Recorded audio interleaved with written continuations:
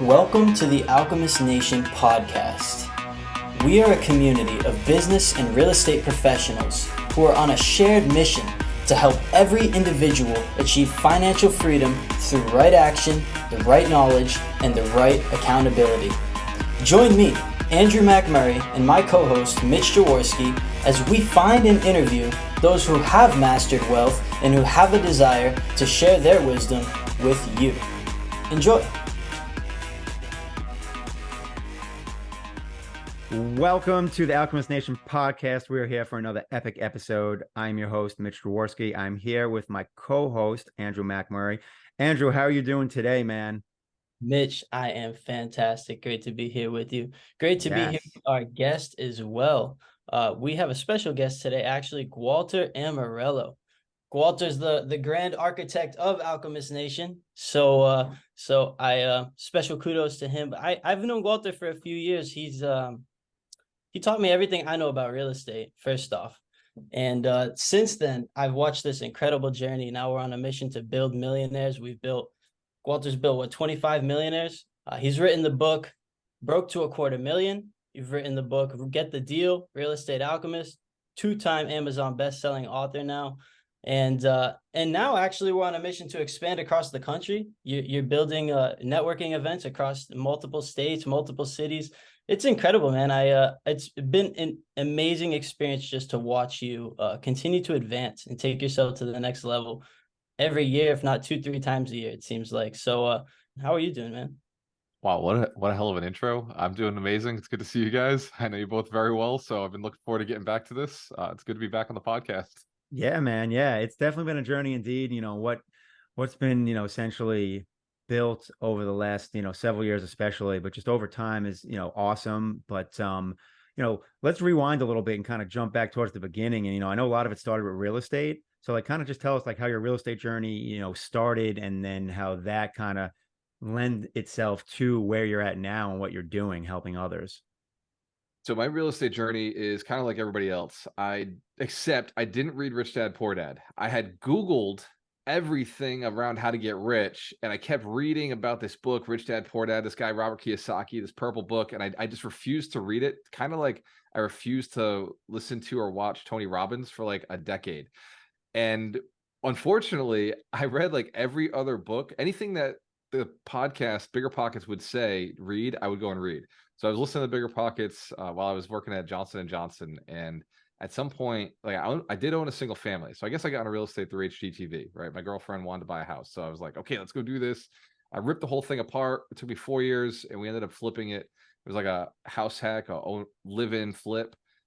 And that seemed like terrible. It was a terrible 4 years, but like I literally took me 8 months to renovate. And I had at one point in my kitchen, we were sleeping in the kitchen because I'd ripped the whole floor to the upper levels. So I turned like the 3-bedroom into a 2-bedroom, and I made like this huge 1-bedroom on the one side and then this other like little small office. But in order to do that, we discovered that the floors were crooked, and my uncle's a perfectionist, and he was like, we need to tear the whole thing apart. And then I didn't have a second floor. Wow. For like 6 months. This story is not uncommon though. I feel like, most guests, it's just first deal was kind of a hot mess and a learning experience, but you kept going, and that's the key. And most people like have one bad experience and like, oh, this doesn't work, I'm out. It was kind of an accident, actually, how we kept going. Like I didn't tell my wife that I'd put the house on the market. Like I didn't even know I put the house on the market. I didn't really, like, just Zillow had this like thing where it's like, hey, how much would you sell your house for? And I was like, shit, I would sell it for $260, right? I bought it for $170. So a realtor calls and says, hey, I saw your house. You want to get $160? So like, I think $260, I think I can get you that. Can I come by Tuesday? I was like, yeah, sure, come by Tuesday. And I didn't tell my wife. And the realtor shows up, and like my wife at the time was like, what the F is she doing here? So she tells me basically that she's gonna make me 90 grand, right? So she puts the house on the market. I start looking at 3 families. I convince my wife we're gonna do a 3-family. We're gonna take the money, roll it, and just live rent free. And that was like the beginning of the end of that relationship. But the beginning of my real estate investing career. There you go. Hey, was that circle of life, birth and death and birth. Yo, So she and I went through a divorce after buying 2 houses together. With our 3rd house, she ended up saying, just I'm out. She split. I ended up cheating on me with my cousin, and went through a pretty dark time. I mean, I And guess that's one way to get out of things. Yeah, I realized she's probably not the one. Makes sense. Didn't want to invest in real estate, and then the other thing too. Yep. So yeah, real estate was it. I would say it was probably the cause of that, the death of that relationship. Okay. I quit my job to help her build her business and buy more real estate. I had 25 grand saved 1 month, and then the next month I was in debt 25 grand because of the divorce. So it was like just mind blowing how like fast your life can change. So it was tough start. End of the day, step one to change for the better and going, what seems like what was meant for you in the direction that, truly inspires you. So, I mean, so I know like, and obviously, we're friends. So I know about a bit of the history. I know you were able to start grabbing multifamily, you grabbed that 3 and then you started grabbing more in the town that you're from, and you kind of built up a portfolio. And then, with that portfolio, then you started doing like more so the agent side of thing, and then you had an agency at some point. And I think this is where kind of like your joy for teaching and helping others kind of started really getting going. Yeah, that's true. So it's I was an accountant. I was an accountant before I got into sales, before I got my real estate license. I only got my real estate license because Brandon Turner was like, you need to get your real estate license if you're gonna be an investor. And I was like, damn, like I want to be an investor and like get access to MLS. So I got it, and like I told everybody I was not going to help anybody sell real estate. All my friends were like, "Oh, you can help me." I was like, "Nah, that's not why I'm getting it. I'm not going to help you buy a house." Like I was straight up so weird about having my license. Like, no, I'm an investor. I'm just using it for MLS. Yeah. And yeah, no, and I think a lot of investors get their license for that. We're not trying to make money with it. But later on, I read this book, Secrets of the Millionaire Mind, as I was going through the divorce, and I quit my job, and like now I needed my license. And in Secrets of the Millionaire Mind, it says you got to get in the corridor and kind of work the business that you want to be a part of. So I just started working with investors. I said, well, if I'm going to be an agent and I'm going to make money, I'm going to work with investors and stay in this corridor and learn on their dime, like learn while making them richer. Like that kind of started it. And after about a year of that, I realized I hate being an agent. Like it was a year, I made $17,000. I'm an accountant, so I had like no sales skills. So I had to get sales skills. So my second year, I made 90,000 as an agent. I made 25,000 as an investor. So I went from like making 17,000 to 115,000 the second year. And after that year, I just realized, man, like I'm never going to do that again. I worked so hard. I was talking to so many people. I'm such an introvert. And like, so to be out there, like selling was like taxing to my soul. So I started hiring a team. I talked to my broker. I was like, hey, I read this book, the Red Book from Gary Keller. I was like the millionaire real estate agent. I want to run a team. Like there's a structure. And he was so cool. He actually drove down. He was an hour and a half away. He drove down and said, if you want to create a team and create an office, you can. I'm going to coach you through it. Like, here's the map. And he said, you're going to hire 15 people in year 1. Then year 2, you're going to get it up to 25 people. And then year 3, you're going to get up to 50 people. And then at 50 people, you can basically separate yourself from the brokerage, put a sales manager in place and step away. And he put the roadmap in front of me. So I did it. I was just like, all right, let's go. And year 1, I got up to 25 agents, and I had put a sales manager in place. Actually, my business partner later on became my business partner. We bought real estate together. I put him in as my manager, and I moved to Vegas. But I was training them every day. This is how I fell into training. I accidentally did. Like every Tuesday and Thursday, they'd come into the office. They'd have questions for me, and I just answer questions. And then eventually, like, it'd be nice if there was a structure to this. If like we knew in advance what we were going to be learning about and like how this was going to lay out. So I went and created a structure. I was like Googling like trying to anticipate what questions would be asked and like how to build a training around being a better agent. Accidentally creating a training company. Yeah.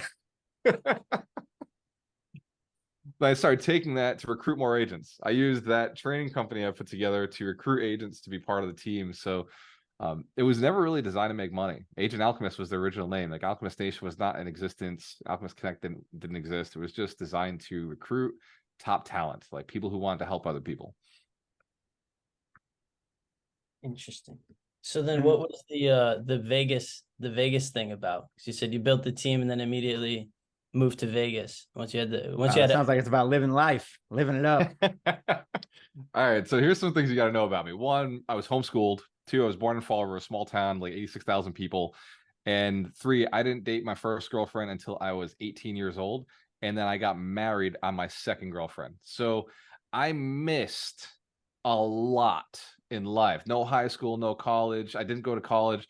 And so when I was 28 and I was divorced, I said, this is the time. I'm never going to get a chance like this. I'm going to live hardcore. I had previously started dating a woman of the night. Let's just say she had dancing skills. Oh my goodness. And she was from Las Vegas. So when she and I broke up, I still had like this kind of romantic vibe of Vegas. I'd spent a lot of time out there with her. And it was the only place I knew that I could definitely stretch my wings and like see what the world was.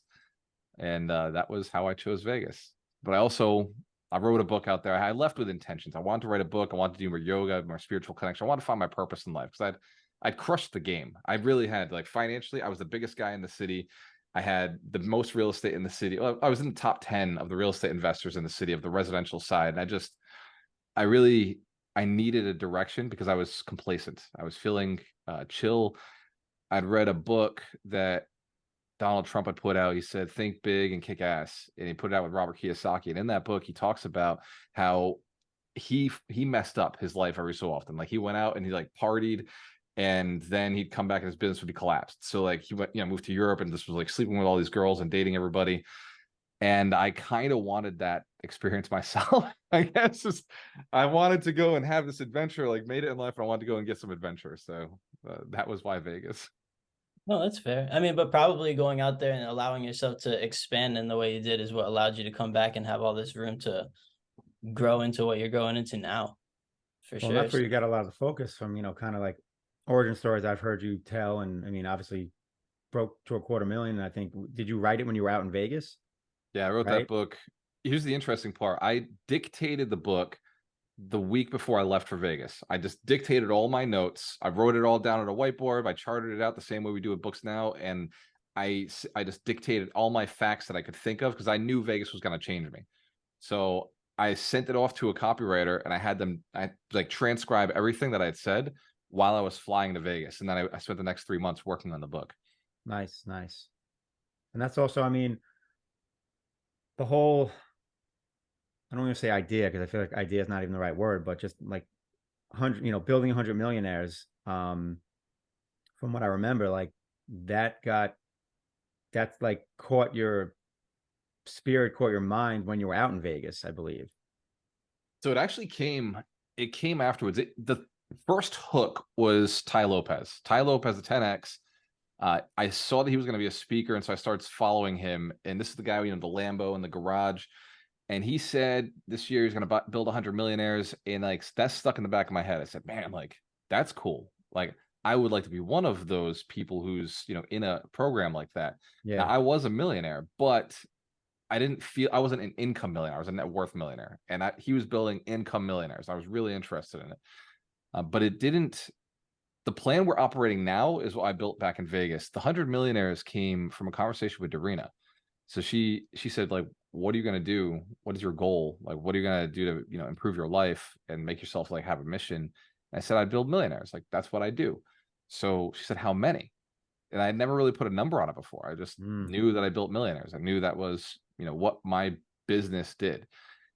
And I said, well, I've built a few, because she asked how many I'd built. I said, I built a few for sure. I think 5 or 6 I could definitely state. And my business partner was 1 for sure. And then she said, well, how many are you going to do it? And I thought 10 was the first number because like I only had like 4 or 5 left to do. And then I said like Grant Cardone was in the back of my ear just saying 10X. And so a 10X, and I said 100. And when I said it and I wrote it on a board, I knew it was it because my heart dropped. Like, I feel like everything in my soul just said, oh my God, this is impossible. What are you doing? Run. Do not tell this girl you will do this. And then the word just came out of my mouth and I was like, I'm going to do that. And she was like, are you really? She's like, you're going to build 100 millionaires. And she said it like in complete disbelief, like trying to shit on my dreams and like as if it was impossible. And that somehow triggered something instinctually inside of me that said, yeah, of course I am. It's what I do. it just came out like now I latched onto this concept. But in Vegas, I'd actually realized I wanted to have positive impact on all landlords. I wanted to change real estate itself and make communities better, like I'd done in Fall River. In Fall River, in a single block, I kicked out prostitutes, kicked out drug dealers, got rid of the people who were doing domestic violence, beating each other up. Like I just said, look, I can't stop you, but I also can remove you from my building so my families are safe. And I did that in a couple of blocks. And I wanted to, in Vegas, I realized I want to do that across all of my city. So I thought landlord associations. That's one of the things I built when I came back, was the Fall River Landlord Association. But also in Vegas, something seeped into my mind that I could potentially do this across all gateway cities, across all the depressed cities in the country. Because a coach of mine had said, man, you got to stop thinking so small. He said, you got to stop thinking about just Fall River. You got to get outside of your city if you ever want to build your city. If you ever want to really bring money into your city, you can't try to recycle everything that's already there. You've got to go get it from other places. And all these thoughts were out there in my head. Like while I was out in Vegas, I was just thinking like, man, I've got to build the greatest landlord association across the country. Because at first I was thinking I was going to do a property management company. That's what I messed up. That is what I messed up. When I came back, I thought I was going to build the biggest property management company. And somewhere along the lines, I realized that wouldn't be fast enough. A landlord association would be faster. Because I wouldn't have to own it as much. It wouldn't have to be as much ego involved. I could bring in other leaders. Like it would just be faster to scale. And as long as I built a good culture around it, that would work. And it kind of sat on the shelf. I tried the property management thing first. I don't always listen to the universe, you know. Sounds like a great idea on paper. Yeah, man. I think at my peak, I had 12 businesses. We had 12 businesses running at one time. And I just realized I'm making no leeway on these things. Everything was pulling in about 100,000. Like everything was like 150. Real estate was pulling in 600,000. So like I had the big monster, but then I had all these other little businesses just couldn't seem to get past this like 150 mark. And I was frustrated with it. I realized it's because I was dissipating my energy all over the place. I had to focus, and I just asked myself, if I had to focus on one thing, what would it be? And originally I said, I'm just going to buy a ton of real estate. I'm just going to go buy $1 billion worth of real estate. And then the market dropped. Like not the prices, just the buying opportunities. Like what we're in right now is like, where are the deals? Nothing here. And that's where Alchemist Nation, it's always been the second thing we do, right? We build networks, we educate, we train, we build relationships whenever we can't find deals, because the relationships bring us deals. They bring us money, they bring us deals, they bring us partnerships. So anytime we're low on deals, we just go and we build our relationships. And we're like 3 years into building a lot of relationships right now. Wow, but it holds true though with the whole, your net worth is equal to your network. I mean, you've seen it personally. I've experienced it, and there's deals that I've gotten because of my network, and same thing with you. Just like opportunities pop up because of just floating around within your network, and people think of you because they're like, oh, I know so and so buys here, or whatever it may be. Yeah, just speaking like your network, because you speak at live events. I speak at live events. I raised $1 million from speaking at 2 consecutive events in 2 weeks. I just went to a RIA. I spoke about a deal. And I spoke that I wanted a deal, and then the deal showed up in that event. And 2 weeks later, I went and spoke about the deal, and I got the capital raised for the deal. And it was just like, in that moment, I realized your network is truly your net worth. Like I always kind of had a network just so I wouldn't be alone. Like I just didn't want to be lonely. I didn't want to make mistakes. I knew there were opportunities out there, but it wasn't until I started like really going out to all the networking events, even inviting people in, like adding value to the other networking events, volunteering. Like that's where I started getting the power of it. Like the more I volunteered, the more I supported, the more I helped, the more people would just be like, oh, that guy is so helpful. Like go give him that. He does follow, he buys real estate. Like that's his thing. He's trustworthy. And I did not know its power. I think even after those deals, even after, the condos, like I didn't know that was the deal. We made $3.5 million, 2.5 the day we closed, but then a year later, another $1 million on it. I didn't know. I couldn't trace back. I wasn't smart enough to realize that the network was how I got that. It took me a year to realize like that's, somebody asked me like, how'd you get that deal? And I like, many times I was asked the question. I said, yeah, I just spoke at this thing. I was just volunteering at this event. And it was like a year before we realized, dude, like every deal ever has come through a networking event. All of them, except for, 08, 2010, we were just buying stuff on MLS.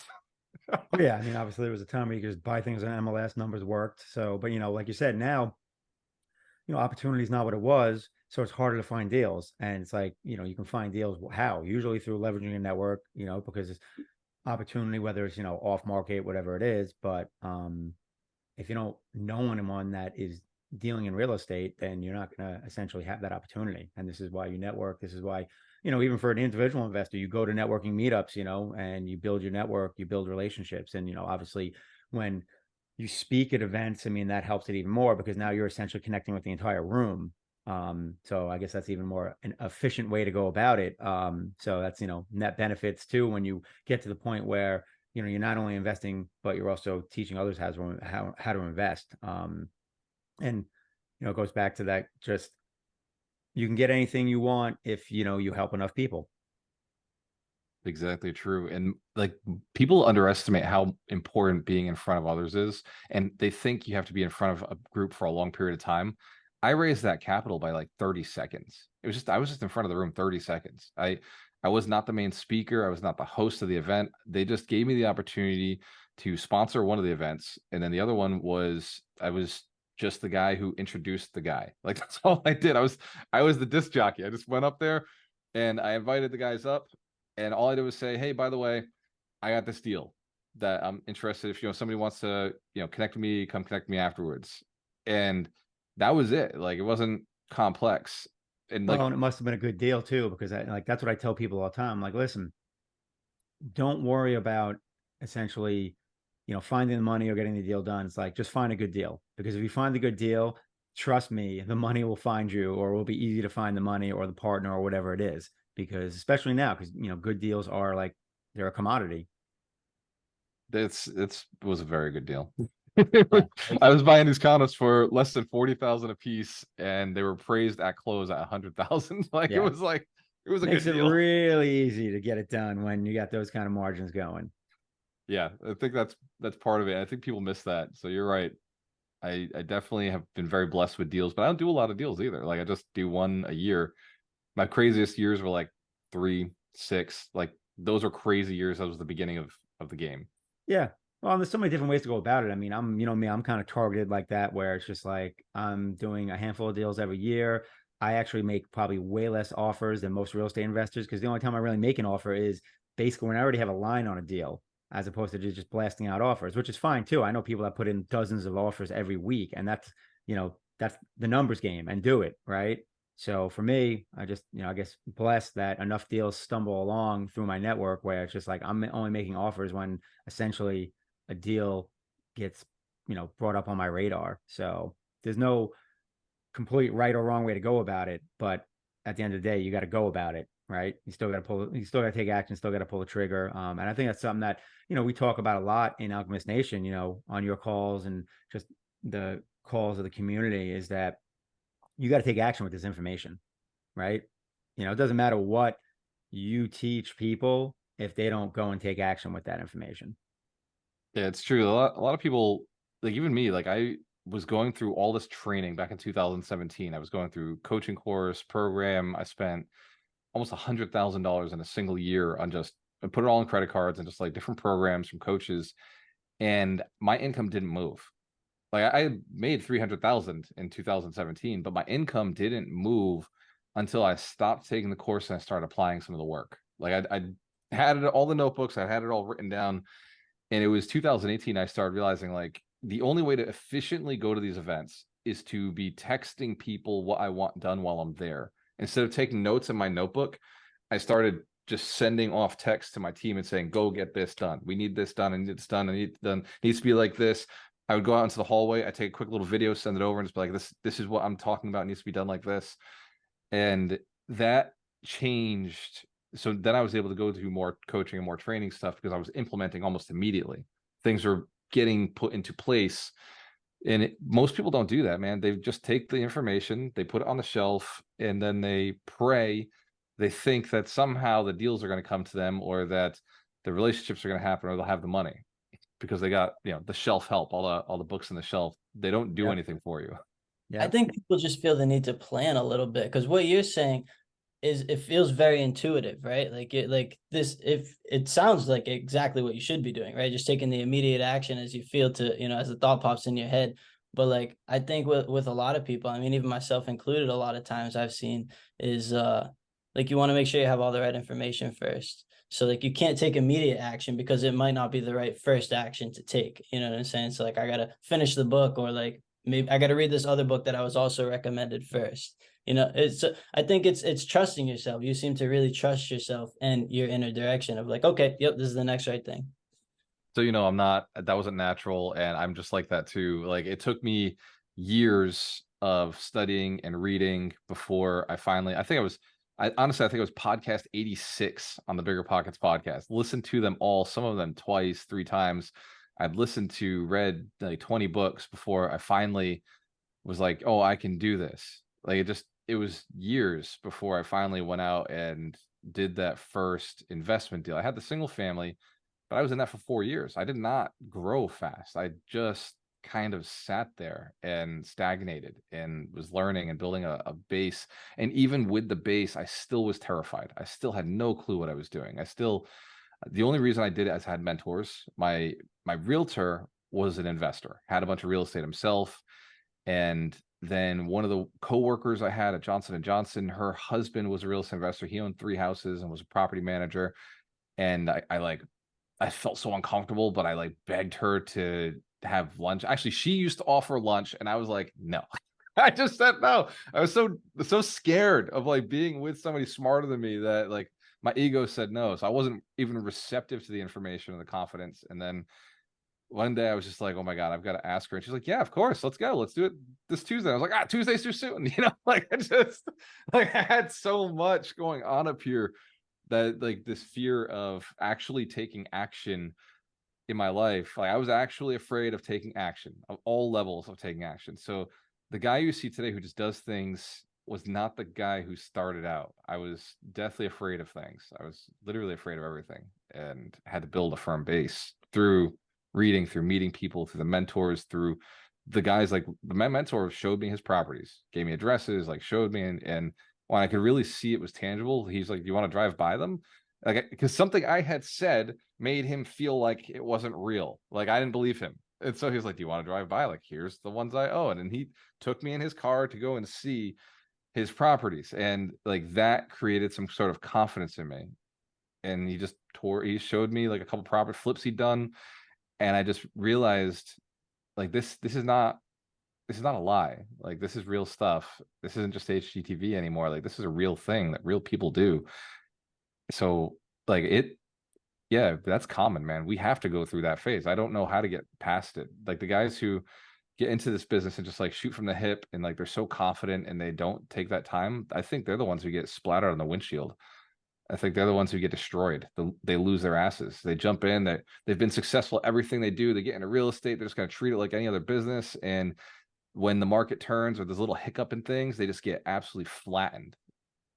That is common in terms of like, because that personality type is kind of just like, ready, fire, aim, is great, because generally scale up fast, but generally over leveraged. And when things turn or one misstep happens, it almost blows up the whole thing. And that's not to say it happens to every single person that functions like that, but the majority of people are, more just on that scared to take action, or just a little bit worried, whatever it is, as opposed to like just the gung-ho. Like, the gung-ho is the minority of the population, but with every blessing is a curse in a way, and it gets them going, but at the same time there's not, generally you don't see as much conservatism. So like, when things go the wrong direction, but yeah, you got to have, at the end of the day, you got to have faith, right? Because it's like, you don't know what you don't know, and it's just like, well, I got to take this first step.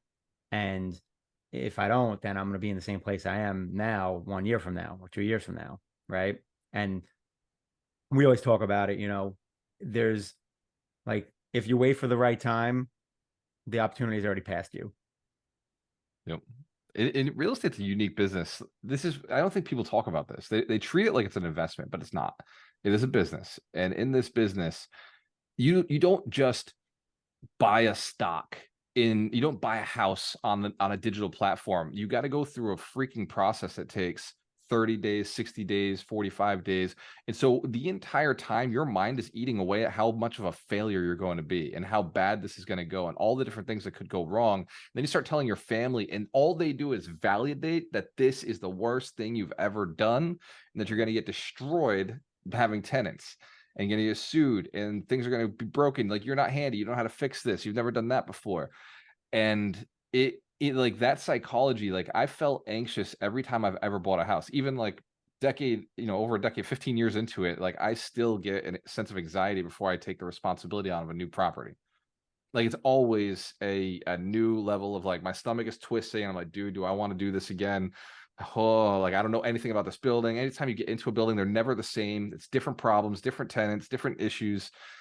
And even though we've got systems put in place to handle all of them, it's always this massive twist of anxiety every time I buy another building. Every time I put the deposit down, I'm just like, man, I can't believe I'm doing this again. Like, I hear that. I go completely broke, put all the money into something again. It's like, man, where'd all my money go? It's just, I don't know if anybody ever gets used to that. Like, it's anxiety inducing. It's terrifying. And the people who brag about being able to do that effortlessly, I think, are the ones who do get destroyed. I think that they're not taking seriously the responsibility they're taking on. My mentors always called it stewardship. We are stewards of the buildings. We're stewards of the properties. We're steward of the business, because we can't die with it. We can't take it with us. And somebody else will own it one day, because real estate outlasts everybody. And you just get like a little bit of time. You're going to steward it, take care of it. And you got to know when to get out too. You know when to get in, know when to get out, and know how much you can take on. There's layers to this thing. It's a great point though, like the stewardship type thing, because, we know like real estate is one of the most forgiving, investments / businesses they're out there, right? Because time takes care of things. So if you take care of that property over time, it's generally going to take care of you, as long as you got into it, with, numbers that make sense. And, you did, just proper underwriting. So that's one of the things I personally love about real estate, is that, you can make a mistake and it's not going to end you, unless you put yourself in a position where you might be over leveraged or whatever it is. And then just any kind of market turn. And this holds true for any business, where you can't set yourself up where one little misstep is going to put you out of business. Right. That holds true even in day trading, like no matter what it is. Right. I guess it always goes back to the Warren Buffett rule. Rule number 1, don't lose money. Rule number 2, see rule number 1. Right. We generally going to make a habit in this podcast of asking people how Alchemist Nation has impacted their lives, and how it's, not just benefited them, but really just impacted their lives, or, what it's done for them and what they're excited about. So I'm not going to change that. We're going to ask you that question, even though you're the architect of Alchemist Nation. Clearly it's had an impact on your life, because it's been a journey building it. So, give us some of the goodies. How's Alchemist Nation really like impacted your life and, and changed things? There's countless things that Alchemist Nation has done for me. The first, I would say, is the relationships that I've built with you and Andrew and the leaders of Alchemist Nation. Darina, my spouse, came because of the activity of me going out to networking events and doing what we do in speaking. It has been transformative. I've had to change from being a regular investor to a leader. It has made me look at activity, my time, differently. It's made me be a content creator. I've had to go and create content when I would much rather be writing the next book instead of doing a TikTok or a reel. It has certainly pushed me to grow at a rate faster than I normally would have in another company. And as far as the community, like that, I think is the easiest thing for me, is when I'm looking to meet a new person that, like, I've messaged them on Facebook, they're way higher than me, they're at a different level. I can invite them into Alchemist Nation as a person who could speak at an event, because I have some influence, because I run events. It's given me the opportunity to like bring a person in that I would not have been able to meet for coffee. Like, just because I could say, hey, do you want to speak at this event? Or would you like to come and check this out with me? And I'm talking like super high level players that just want to help. They just want to pay it forward. They want to give a little bit. And if I talk to a host on Alchemist Nation, say, hey, I got this guy, he's a multi-millionaire, every single host ever is like, yeah, cool, we'd love to have him talk. So I have this kind of in where it's allowed me to create relationships with really super high level players that are elevating my business. They become coaches of mine because I'm helping them get on stages, helping them, teach and do their things. The most impactful thing I think for everybody in Alchemist Nation is the 100 Millionaires Summit, which is something we do every year. We do it around the end of October, beginning of November, because we like to start our goals before the year ends, before the holidays start. I think everybody who goes into New Year's Eve and is like setting their New Year's resolutions, like a little drunk, a little full of food, is just thinking about, well, I got to lose weight. Whereas when we go into our New Year's resolutions before the holidays, we're thinking I got to make money because the holidays are about to cost money. And so we set our goals early and we start like driving towards them. The summit this year for me has gotten me to do the year of leg day. So I want to be on stage and be completely shredded and jacked. So that is coming up. I'm running out of time, but at the time Two of more recording months, this, that's right. 100 Millionaire Summit 100 2023 millionaires happening in November. And I think that, for Alchemist Nation, that's kind of like the premier in-person event. Like there's an online community and an online forum and all that, and obviously there's the weekly Zoom calls. And for those that don't know, every Saturday there's 52 weeks to wealth principles, which is essentially just free value add. Anyone can jump on, and Gualter covers a different wealth principle each week, sometimes 2 in a week. And from there you can take these principles and kind of run with them, and talk about everything from the books that we're reading. There's a book of the week, and all that stuff kind of just culminates into the 100 Millionaire Summit, where everyone finally gets in a room together. You get to mingle with other millionaires. You get to learn from other millionaires that are on stage. Heck, there's even billionaires that are going to be on stage. So Orlando is an easy destination. So get on a plane, get in a car, come join us the first weekend in November. I think there's a simple link, right? What is it, like 1 million? 100mmsummit.com. There you go. So we can drop links in the show notes. Unlike Scaredy Cat Guide, you can just Google 100 Millionaire Summit, and it's the only thing that comes up. We haven't talked about that. We haven't talked about my books. This show's about you, so I might have to bring it up in other podcasts. But cool, man. Yeah. So along with the 100 Millionaire Summit, what's the best way for people to kind of get involved with Alchemist Nation if they want to, start not only networking, but learning about real estate and just learning about building wealth? So you go to alchemiststation.com, you go to Your Millionaire Path and just take the Millionaire Path survey. We give you a free report, and you'll know within 6 questions how to become a millionaire for you, specifically for you, based on your career, your income, your goals, your timeline. There's an option for 1 year, 2 years, 3 years, 4 years, 5 years, 10 years, 20 years. So yourmillionairepath.com is probably the easiest way to get involved with us. From there, you can book a call with a community leader, or you just go to Alchemist Nation and find one of our 300 events across the country.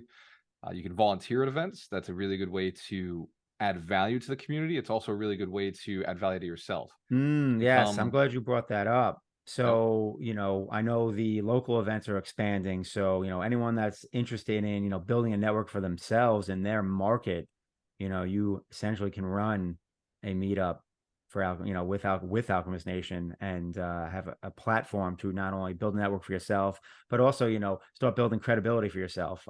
Because I know this from personal experience. When you host an event, it does give you more credibility. And, at the same time, you generally get to connect with the whole room, as opposed to just, a handful of people that you get to talk to one-on-one, when you're just participating at a meetup. So anyone that's interested in that, definitely, reach out. What's the best way to go about that if someone was interested in running a meetup? Yep. So if you're interested in running a meetup, you just go to alchemiststation.com. There's a big button that says launch a local group, and hit the button, dive in. There you go. So yeah, that's a great opportunity. I think, when I first started networking and going to meetups, if there was something like that, I would have been like, hell yeah, let's do this. Right. Because, I saw that over time, because I was going to a local RIA, and then I ended up hosting it because the owner and host of it, was having some health issues, and I kind of took over, and I saw the difference in between being the host and just being someone that just showed up. like it was a game changer. So I think it's a really good opportunity for people, especially if they're just getting rolling and they really want to expand their network in their market, especially. So awesome stuff. I like that you said that, man, because that's how I ended up taking over the Boston area too. Was I was just volunteering. I was Yeah. volunteering. Their host left, and I volunteered, and I became the host for about 2 years before passing it off to the next person. It's just volunteering puts you in a really good position of like And showing opportunities. up, right? Just showing up and taking action, right? It's like they always talk about, what is it, like 90% of anything is just showing up, right?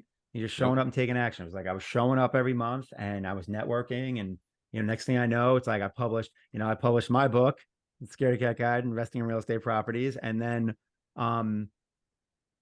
I was able to speak at that, she asked me, it's like, oh, you want to speak? I know you wrote the book or whatever, and I was like, yeah, I'll teach. I'm like, it's, I focus on long-term rentals. He's like, yeah, I think it'll be awesome. And after that, it was just like, all right, well, now I'm used to being in front of the room, and it just made sense. When the transition happened, she was like, I was the first person she thought of, because I was a regular at the meetup, and I'd spoken once before. So just natural progression, and, helped me build a network. And there's a couple people that I met at that RIA that, are mutual friends of ours. And, that's, how it all started. Like, I met Mitch Durfee because like he was at the RIA when I spoke. And, he came up to me. He's like, hey, he's like, how's your book doing? He's like, I can help it be a bestseller. And I was like, who is this guy? Like, what's going on right now? Right. And he's a fellow real estate investor and serial entrepreneur. And so it just goes to show you, by networking, you come in contact with people you otherwise wouldn't have. You make friendships you otherwise would not have, been able to come across. So just get out there, take action, network is best advice I can give. I know you believe in it. And I mean, with that, you have any kind of final words you want to give to the people? Give the people what they Oh, want.